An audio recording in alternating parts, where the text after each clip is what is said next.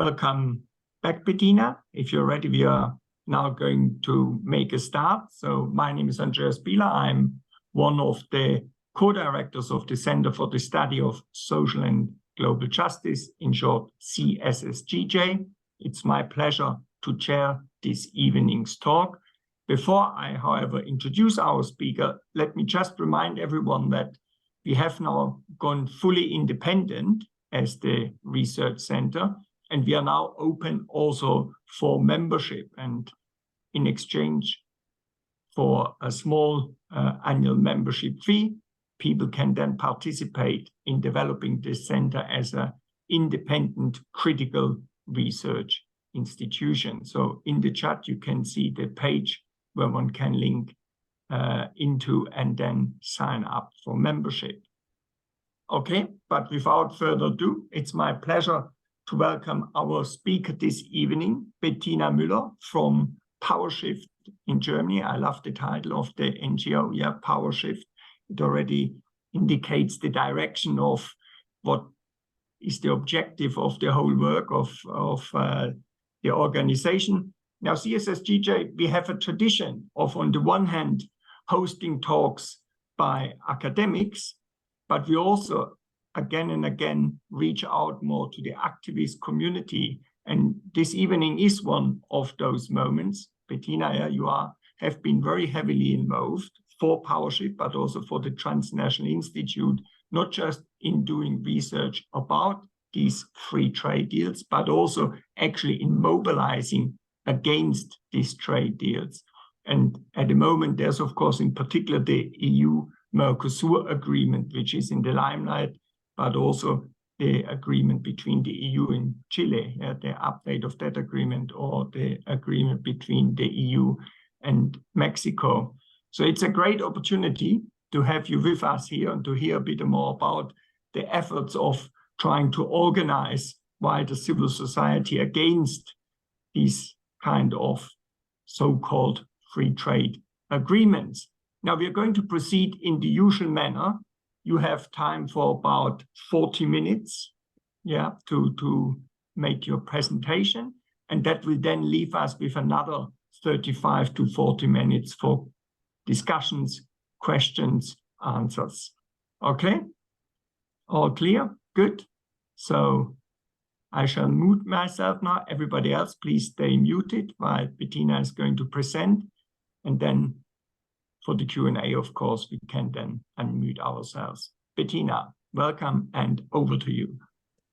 Thank you very much. Thank you to Oliver, Tony, and Andreas for this kind invitation. I'm very happy to be here tonight. Well, tonight, it's also evening rather for you, right? With 1 hour difference with Great Britain. I will share my screen now. So, sorry, you can see my presentation. Alrighty, so the subject of this talk today is building up resistance against global trade injustice, the example of the EU-MERCOSUR agreement.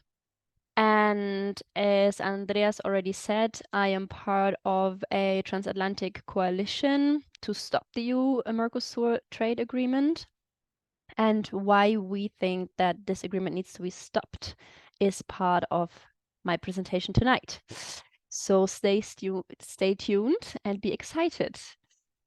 But let's maybe first dive a bit into what is currently happening at EU level and why the EU is pressuring so much to actually get a lot of trade deals done with Latin American countries. So since this year, already last year, there's a new interest of the EU in Latin America and the Caribbean. This is, well, because of the economic crisis due to the pandemic, but also due to the war in Ukraine, growing geopolitical tensions, and a growing Chinese influence in Latin America. There's, of course, a run for raw materials now needed for the green transition. And well, where do we find most of these raw materials in Latin America? If you see there's some of the elements that are coming a bit early in my presentation. I tried to change that, but I don't know why PowerPoint didn't let me, so never mind the hand which is down there. This year was of specific importance for the EU-Latin American relationships. The Commission presented a new document, a new agenda for relations between the EU and Latin America and the Caribbean in 2023. And that was followed by a summit between the European Union and Latin American and Caribbean states, the EU-CELAC summit in Brussels in July 2023. And also during this year, there were a lot of travels of important political decision makers to the region. Actually, quite some German political decision makers went there. Our Minister of Economy, Foreign Affairs Minister, Agricultural Minister, but at EU level, also Ursula von der Leyen, the president of the EU Commission, went to Latin America specifically to push for a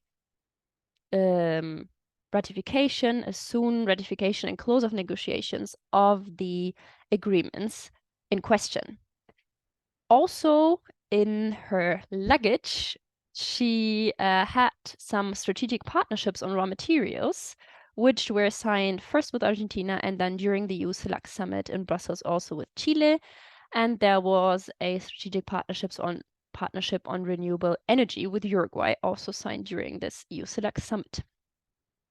These strategic partnerships are thought to kind of complement the FTAs the EU is trying to get done by end of this year, which is, as Andreas already mentioned, the FTA with Mexico, with Chile, and also with the Mercosur countries. So Argentina, Brazil, Paraguay, and Uruguay. In this new agenda for relations between the EU and Latin America and the Caribbean, which I mentioned, there is a very interesting and telling sentence on the EU-MERCOSUR agreement. It says, the conclusion of the EU-MERCOSUR agreement would mark a step change in strengthening EU-LAC relations. And why is that? Let's have a closer look at this agreement. But before we go there, let's first have a look at the trade relations, the existing trade relations between the EU and the Mercosur countries, because it's not as though this agreement would create trade relations, because there are already existing trade relations, and actually quite a lot. So the EU is actually the Mercosur's most important trade and investment partner. In trade and goods, it's the second most after China. And what Mercosur exports mostly to the EU is agricultural products, foodstuff, and minerals. Then there's some other goods, but that is basically it. This is goods worth 43 billion euros being exported from the Mercosur to the EU annually. As for the Mercosur, it is only the 11th most important trading partner of the EU. And what EU mostly exports to Mercosur is machines, transport equipment, and chemicals. And then there's also some other goods, among them also foodstuff, for example. And this is goods worth 45 billion euros. So you can see there's already quite a trade deficit towards for the Mercosur, towards the EU. And one of the things that we fear is that this trade deficit is even getting worse. Let's have a look at why and what actually it is about this agreement that we're making such a fuss about. So the EU-MERCOSUR agreement is an association agreement. This means it is not only about trade, but it's also about political cooperation and dialogue. So it has actually 3 pillars: trade, political cooperation, and dialogue. This is why it is called an association agreement, because it's not just on trade. But the most important of these 3 pillars is actually the pillar and agreement on trade. This association agreement has been negotiated now for over 20 years. The mandate is actually from 1999, which is why we say this is actually an agreement of the last century, not up to the challenges of these times.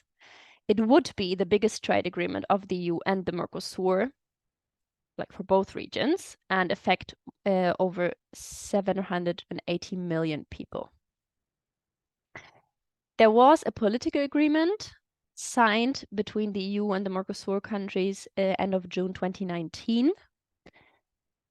But right afterwards, there was a lot of criticism, also from Mercosur, from European countries, specifically France, because of wildfires. I mean, at that time, Jair Bolsonaro was president of Brazil, and there was rather a stop in further negotiations, this further process of trying to get this deal done and actually start with the ratification process.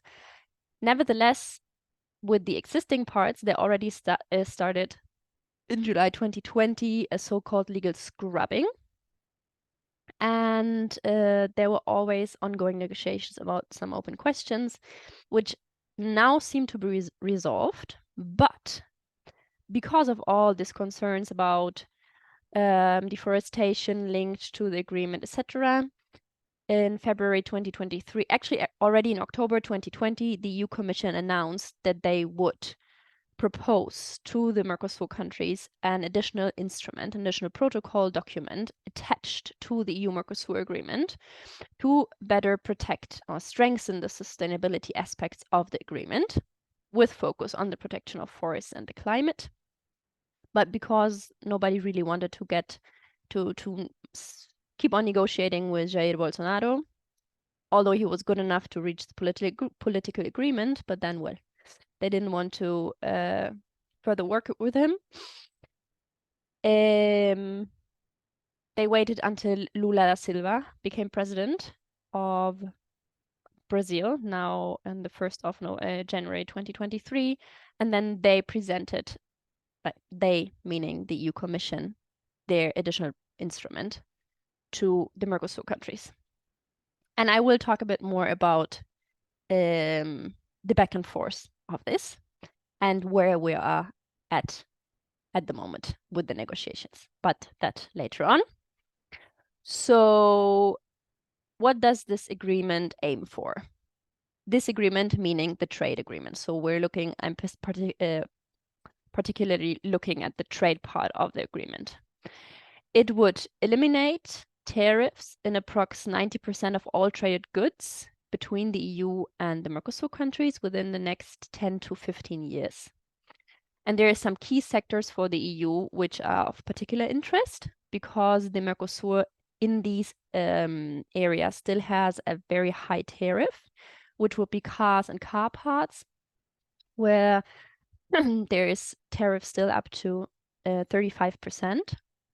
Machineries, where you have tariffs up to 20%, chemical products with at least 18% of tariffs, pharmaceuticals, 14%, dairy products, also always a very important interest in any trade negotiations for the EU, not only with the Mercosur countries, and wines, where you have up to 27% of tariffs still to import into the Mercosur. Also, rules of origin would change. What does that mean and why is that important? This is specifically important. Well, one of the products I didn't mention here is textiles. There's actually also a very high import tariff still for textiles, up to 35%. And rules of origin for imported textiles into the Mercosur would change. Meaning that lesser content of a textile, of a needs to be produced in the EU to get the certificate made in the EU, and then access to this preferential tariff rates. So this means that it will be much less expensive and much easier for European textile producers, I'm going to say, no, there's a better word anyways, to import into the Mercosur. But the Mercosur countries, specifically Brazil and Argentina, have a very important market for the production of textiles. So this would actually affect them quite a lot. and specifically women who work in this sector. Just a side note, we're going to publish a report on that in November. What will this agreement also do? It will increase import quotas, for example, for pork, beef, chicken meat, bioethanol from sugarcane, etc. So this means more of these products can be exported to or imported to the EU with a lesser tariff. And at the same time, for the Mercosur countries, export taxes will be prohibited in most of the sectors or sensibly lowered. For example, on soy, which is where Argentina, for example, has a very high export tax still. This means, of course, also much less revenues, state revenues, which will then sensibly affect the fiscal budget. And in that case, specifically of Argentina, who is the country with most export taxes. Then you have the protection of more than 350 EU products through geographical indications of source, which I think is quite interesting. So a lot of products like mozzarella, parmesan, a lot of wines cannot be called as such in the Mercosur countries anymore, which is quite of concern in Mercosur countries for the producers there, because this means they would have to change the names of their products because they're not from the region where originally mozzarella comes from. And what is now called mozzarella in Argentina, for example, would then have to be called white cheese. And of course, meaning they would lose market share because it appears not to be the same thing anymore. And also public procurement, the public procurement market would be open up, especially of the Mercosur countries, which still have quite a closed public procurement market and use public procurement a lot to incentivize local production and promote local small and medium enterprises. Actually, this is one of the controversial points at the moment between the EU and the Mercosur countries, because Brazil is pushing for more exceptions in that.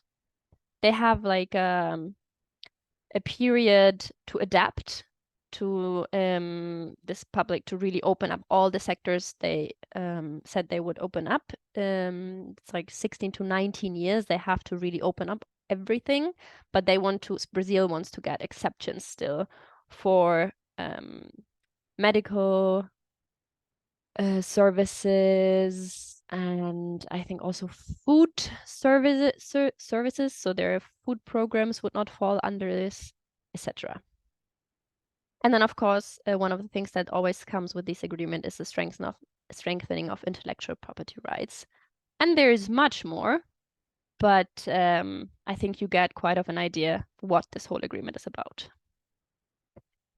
The EU itself has calculated that European firms, European companies would save up to 4 billion euros a year only in trading goods if this agreement comes into force. So this is what, on the other hand, the Mercosur countries would lose in revenues and would not have available anymore for their budgets. So what, as part of the coalition on the EU-MERCOSUR agreement, do we say that might happen, might cause this agreement, which is not only deductions, or something that we deduce, let's say, because we're reading, the sustainable impact assessment the EU Commission is conducting, because we read other analysis on potential impacts, but also because we can already contrast with what is happening in other countries that have signed free trade agreements with the European Union, like Colombia, Peru, and Ecuador. Also like Chile and Mexico, who already have FTAs in place and are now modernizing their existing FTAs. So what has happened in these countries will most likely also happen to the Mercosur countries, because it's the same structure, it's the same logic behind these agreements, right? So one of the expected consequences that we see will be in the agriculture sector, in biodiversity laws, etc. We think that we, meaning civil society organizations, and quite some political decision makers actually, who are organizing against this agreement as well, that there will be more monocultures, more use of pesticides, and more wildfires, because this agreement incentivizes to expand the agriculture production model in the Mercosur countries by lowering tariffs and expanding quotas for products that are very much related to deforestation and that are based on monocultures, for which a huge amount of pesticides is actually already used. And because on pesticides, the tariffs will be eliminated, and at the same time, by expanding the monocultures, more pesticides will be needed, right? So, yeah, there will be further clearing of forests for pasture, sugar, and cane production. Actually, although President Lula has promised to lower deforestation rates, and this is something that is happening in the Amazon rainforest, in other forest areas such as the Cerrado, this is not the case. Actually, they're now already the clearing of forests is advancing at a very concerning pace. And then it is not only the Amazon rainforest, right? There's also Gran Chaco, which is in the south of Brazil, north of Argentina, and south of Paraguay, like a very important native forest, which actually has the highest deforestation rates in the world. And that is still ongoing. There's a lot of illegal logging there. So what we fear is that this will only be spurred by this agreement. There will be a displacement of local populations, also indigenous communities, because much of these monocultures are actually already expanding over the territories of local populations, small farmers, and indigenous communities. And, well, more GMOs, so genetically modified organisms and pesticides with corresponding consequences for the environment and health will be used. And this will, of course, on the one hand, affect the biodiversity in the Mercosur countries, because we can already see that, well, it's basically deserts, green deserts, soy deserts in these areas where they're planted. And close, like in localities close to areas planted with soy and other monocultures, which need a lot of pesticides, you have much higher rates of cancers, of spontaneous abortions. How do you say that? Like, the women lose their babies before time. And I think you mean miscarriages. Miscarriage, thank you. That one. Yeah, exactly. Miscarriages, leukemia, lung and so respiratory, and also diseases. Actually, in Argentina, for example, miscarriage rate in these localities is 3 times higher than in national average. And this is just one of the many numbers. There's actually networks of these. They call themselves like the pesticide sprayed localities, and they have networks, and there's doctors working specifically together with these localities to kind of call the attention to the effects of pesticide spraying. So we fear that this will only get worse. And at the same time, what will be lowered is also the controls at the European border of these products, of these imports of agriculture products from the Mercosur countries. This is part of the sanitary and phytosanitary chapter of this agreement. So we fear that more products with actually a lot of pesticides, and high amounts of pesticides will enter the European Union, which of course would also affect the population of the EU. But let's be honest, it will be much worse for the people in the Mercosur countries who are suffering and who are consuming these products every day and who are suffering from all this spraying every day already. On the other hand side, and this is also specifically worrisome for the Mercosur countries, is the weakening of regional industrial production. Although the European Union in their official communications always talk about the integration of value chains and production and the possibility of these countries to build their own value chains, in their countries. But by looking at this agreement, I don't even know how that should really support it, because everything it appears to be doing, and so far nobody could ever explain to us how this agreement in any way will contribute to industrialization of these countries, of the Mercosur countries. And everything it will be doing actually is obstructing the diversification of the economy in the Mercosur countries and the destruction of regional supply chains.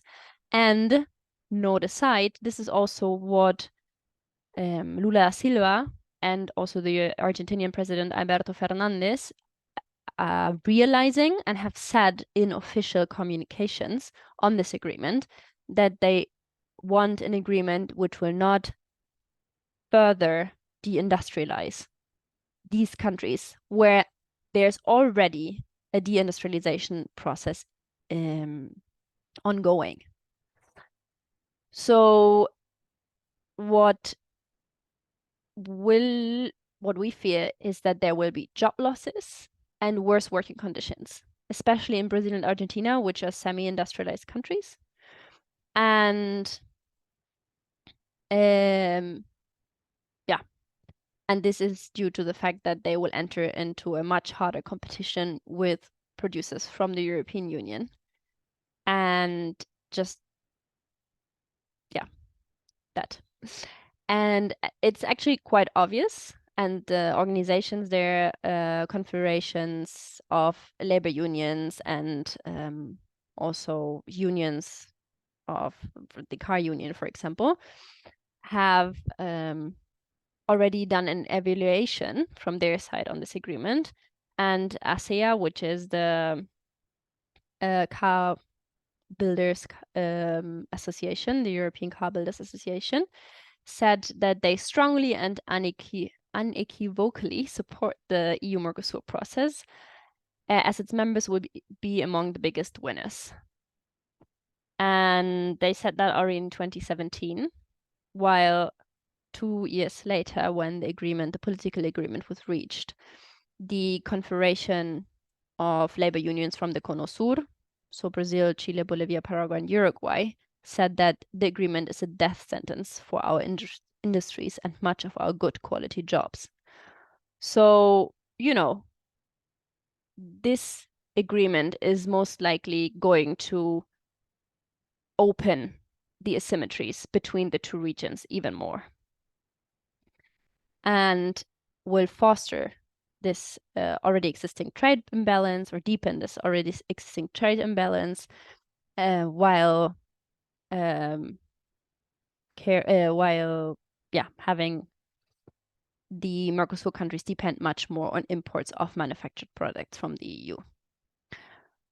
So rather fostering the deindustrializations in these countries, and not what the EU Commission is wanting to sell us, that they're actually going to, be able to integrate their supply chains and have the Mercosur countries also as producers of added value goods. We also fear that there will not only be less regional production, but also more climate damaging trade, which is because, of course, of more trade flows, especially of climate damaging products. but also of those already produced in the economic blocks. So I think one of the most, for me, outrageous examples is always beef. We're producing enough beef in the European Union to actually cover our needs. But at the same time, in all the trade agreements, also not only the one with the MERCOSUR countries, we accept to import more beef to the European Union. And then we export cheap beef to other countries where we destroy the local market, specifically African countries. And at the same time, the EU-MERCOSUR agreement will also lower tariffs for certain products like tomatoes in sorry, I'm having like the Spanish words all the time in my head. Do you say tins? Tomatoes in tins? Tinned tomatoes, right? And apples and potatoes and a lot of these kind of, products which are produced at cheese, dairies. It's completely unnecessary that there is more trade in these goods because they are produced on both sides of the Atlantic in a good quality and enough quantity to actually satisfy the needs of the populations there. So why would you even foster trade in these products? Completely unnecessary, completely climate wrecking nonsense. And at the same time, this will also lead to further destruction of regional value chains, which exist and also weaken trade, regional trade, specifically in the MERCOSUR, because most of the dairies, for example, also of olive oil, actually goes from Argentina to Brazil. Most of the dairies to Brazil also come from Uruguay.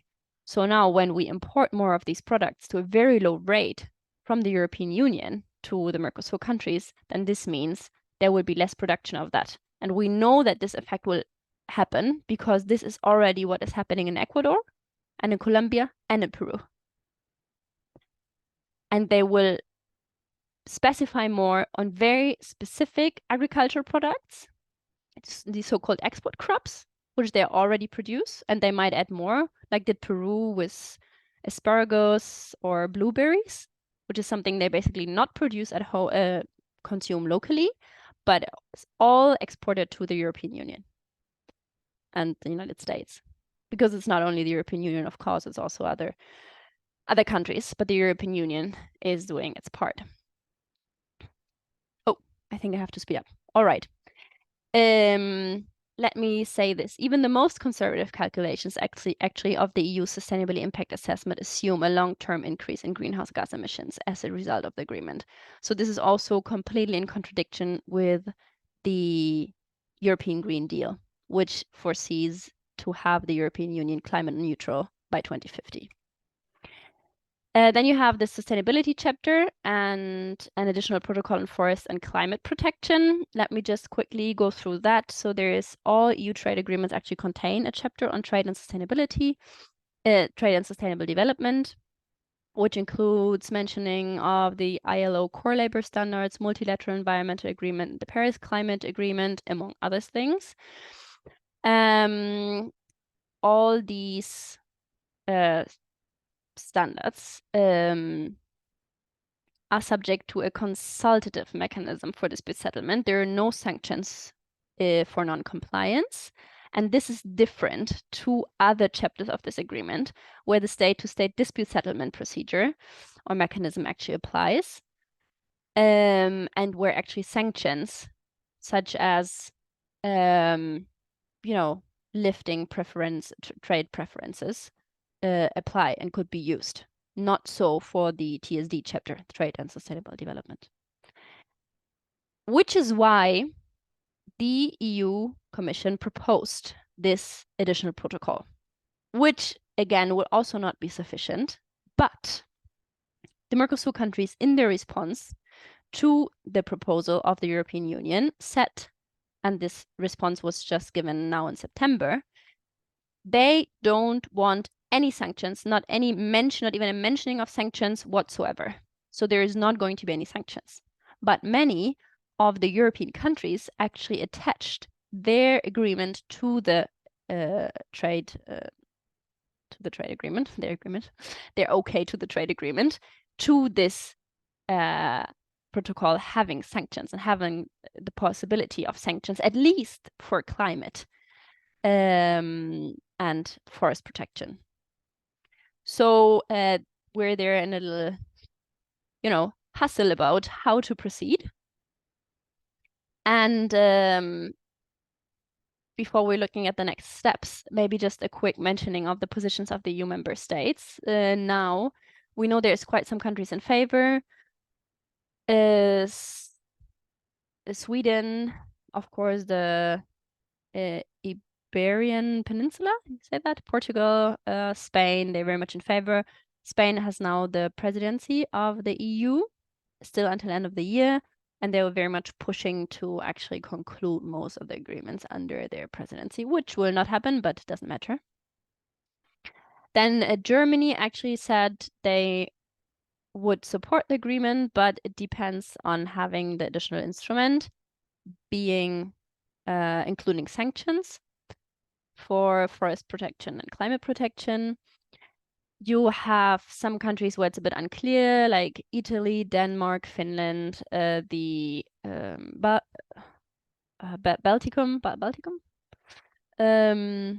Baltic countries, where it's a bit unclear, but they used to be in favor, and it's very likely they would vote in favor.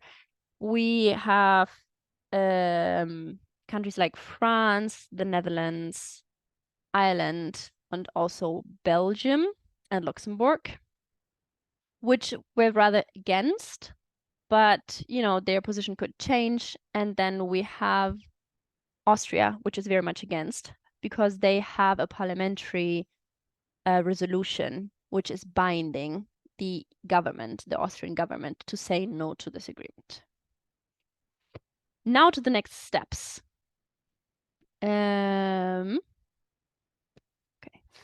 So currently there is regular meetings on this additional instrument, which I mentioned. They just met, the negotiators just met on the 4th and 5th of October. They will most likely meet again on the 30th of October to conclude negotiations on this instrument.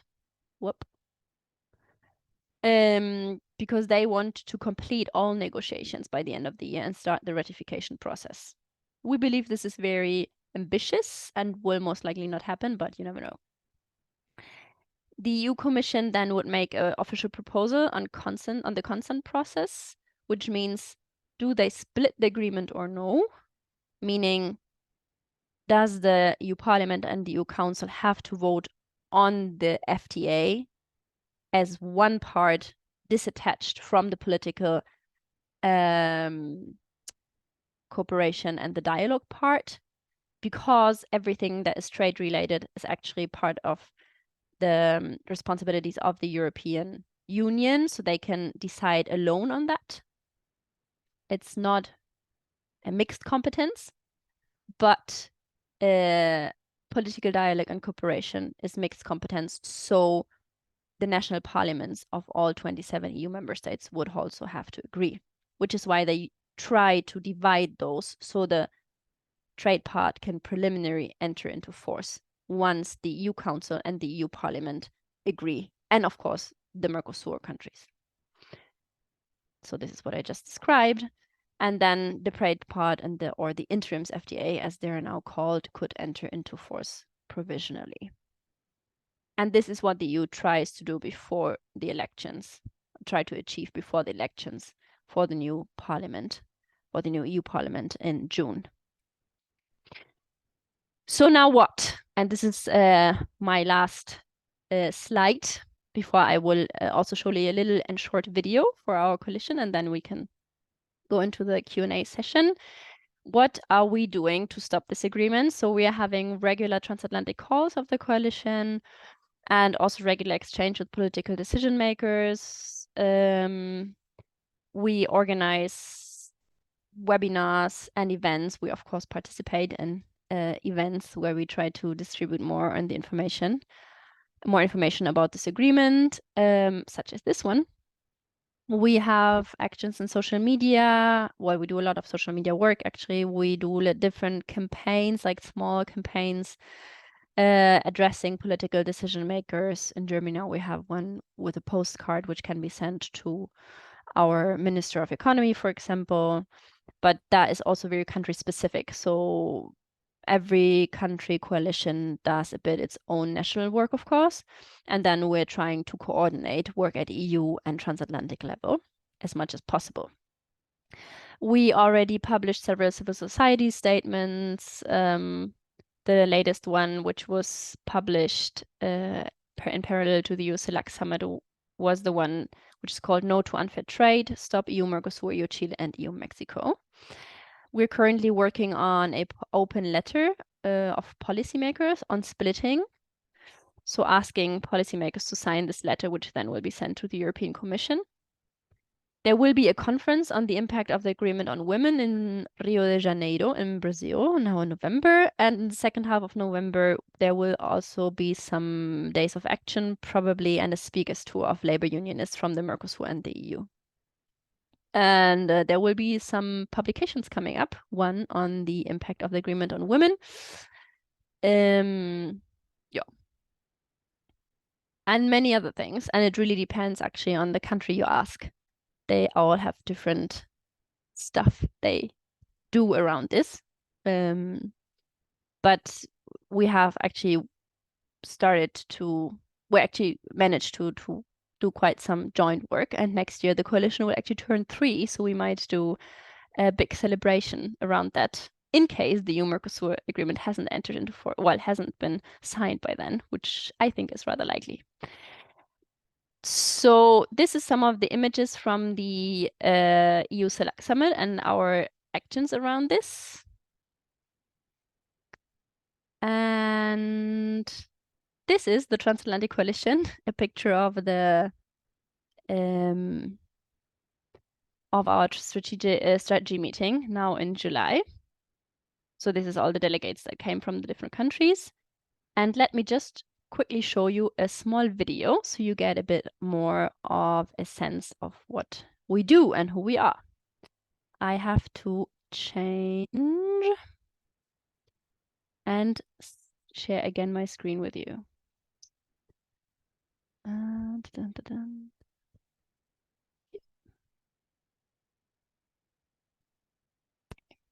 Good, I hope you can all see, and now also hear.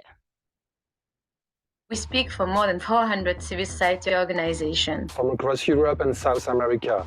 From France. From Belgium. Deutschland. De Portugal. Do Brasil. Paraguay. Argentina y muchos países más. We are coming together for one united message. Dirigido a los políticos de ambos lados del Atlántico. Stop the EU-MERCOSUR trade deal. Stoppen Sie das EU-MERCOSUR-Abkommen. Parem o acordo UE-MERCOSUR. Todos acreditamos convictamente que devemos fortalecer os laços de cooperação entre os países da União Europeia e do Mercosul. But the proposed agreement belongs to an outdated model of trade that has failed our planet. Serving corporate interest in the expense of our shared goals on climate action, human and animal rights, and inequality. Na sua essência, este acordo facilitaria o fluxo de carne barata e produtos agrícolas dos países do Mercosul para a Europa e de carros europeus para os países do Mercosul. Climate-destroying cows, climate-destroying cars. O tratado poderá aprisionar os nossos países em prol de exportadores de matérias-primas baratas, obtenidos por la destrucción de la naturaleza, inhibiendo además la diversificación de nuestras economías.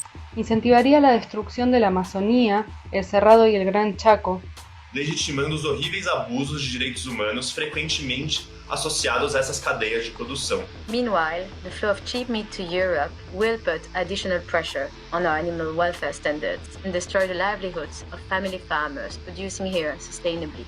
E a exportação dos carros europeus poderão destruir empregos no setor industrial no Mercosul, afetando não só os empregos masculinos, como particularmente os empregos femininos. The challenges we face are global. Aber dieses Abkommen würde die Ziele, die wir gemeinsam umsetzen müssen. Klima- und Umweltschutz, Ernährungssouveränität e o respeito pelos direitos humanos e bem-estar da vida animal. People across Europe and South America are uniting against the EU-MERCOSUR agreement and demanding that our leaders work towards a better future. Somos parte deste movimento. Y les pedimos que se unan a nuestro grito. Paren el acuerdo Unión Europea-Mercosur. Stop UE-MERCOSUR.